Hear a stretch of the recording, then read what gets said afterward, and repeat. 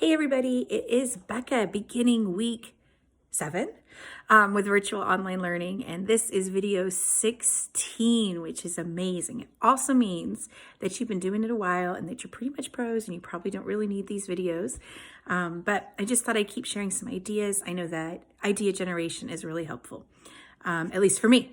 So I was thinking about a lot of the live theater review stuff that is going on, and there's some great shows right now. I just watched National Theater, One Man, Two Governors, although I would not consider that middle school appropriate at all, but maybe I'd show it to my juniors and seniors. There's Andrew Lloyd Webber's shows that are being streaming. There's just all this great live theater, and the question has gone around a lot about how to, does anybody have a great form for it, and what can we do? And so I just wanted to take a minute and kind of share what I do in my classroom and what I will be doing for my students to address the live theater reviewing portion of class. So when I teach this, I always approach it from Goethe. I'm sure I'm saying that wrong, but it's Goethe, Goethe, his rules of criticism, or his discourse on criticism, and he really boils it down to the question of, was it worth the doing? And so that's kind of how I assess and ask my students to assess every piece of theater. Was it worth the doing, and was it worth the watching? So I think that those are a great giant framework and questions to ask. Now, when I get into the nitty gritty with my students, I do something that I call the body on the floor. So I'm going to take you guys through the exercise right now. Okay. So if you have a piece of paper, you can divide it into 4 boxes. And if you don't have a piece of paper, that's fine. In box 1, I want you to imagine that there is a body, a body of some kind that's dead on the floor. Would you please draw the body? I'll give you a second to do that. And then you do it. And then I go to box 2 and I say, that's great. And could you please identify for me what the body is? Just tell me what it is. Okay, so that's box 2. And in box 3, I say, that's great. Now, can you describe for me how this body, how the body looks, age, gender, creature status? Is it a zombie? Is it an ant? Is it a fly? What is it? And then you would describe it, and I would give probably 2 minutes. I give a lot longer for that. And then I go to the 4th box and I say, okay, great. Now, can you please explain to me why this dead body is on the floor? Okay. And I get with COVID that this is probably a little dark, but it becomes a great exercise, and you can set it up very clearly and say, in the middle of my classroom is an imaginary monster, right? Like, you can set it up so that it is not so touchy for our students, or you can just skip this part entirely if you wanted to.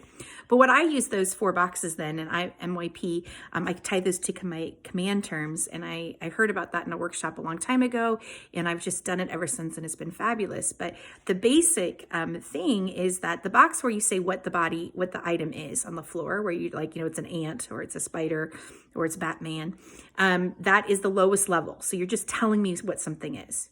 And then where you've outlined the body, where you drew it, that's an actual outline. And so you're giving me more information. So it's Batman, and here's his outline.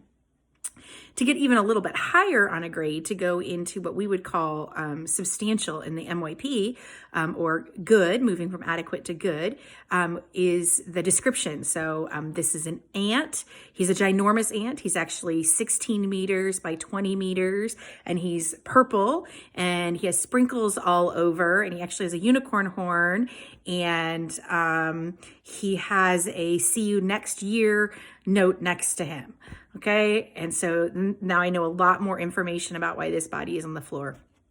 And then the last box, right, is explaining why. So why is this giant ant dead on the floor in my classroom? And it's because actually he was just shedding his skin, and he evolves every year. He's not even really dead, just that carcass is, and he's going to come back next year and he'll be an even bigger ant. And every year he gets bigger and bigger and bigger. And he comes into my classroom because he drinks the purple pen liquid that I use. Okay. Whatever it is, some nonsensical story. And you might want to give a nonsensical example. I wouldn't tell them everything or the tie-ins, but so that they don't maybe go too gruesome.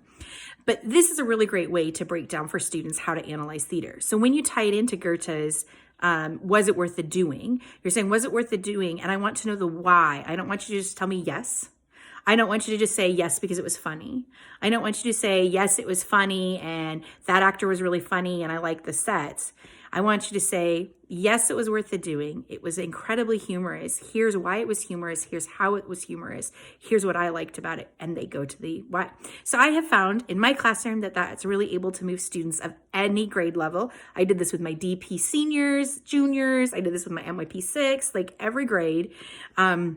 It's really able to help them move from a, yeah, that's funny, or no, I didn't like it, or yes, I did, into a deeper analysis. So I hope that helps. That could be a really easy asynchronous task. You could ask them to write it out. You could ask them to submit the drawing. You could post it on Flipgrid. It could easily be a synchronous task where you send, or you're in a conversation with them and say, okay, stop and draw it. And so that would hopefully help give you some tools for analyzing theater, or making use of all the amazing theater that's out there. So there you go. I hope that helps.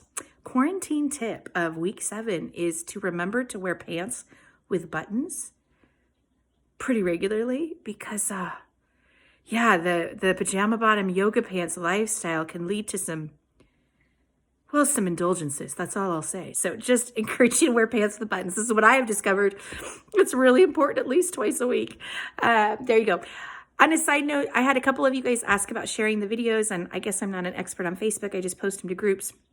I did put them on YouTube. I am by no means a YouTuber, nor do I have any desire to be a YouTuber. That is not what is going on. I put them there so it would be easier to find for some. So if you want to share a video or you need a video, that's where it is, and you can go and look for them on YouTube. Again, don't care about followers or views or any of that. So it doesn't matter. It just, if that is easier for you to get to, I put them there. The best place to get them is from the Drama Teacher Academy, which if you're not part of, you should be. And they have a little link for all the resources, and they're all right there. And that would be so much easier than anything else. So Drama Teacher Academy, if you're not a member, join. And I'm not paid to say that. That's just my personal, I am a member, and I pay to be a member every month because I love it that much. So anyway, hope you guys are doing great. I will be back at you tomorrow with video 17. Wowzers. Have a good one.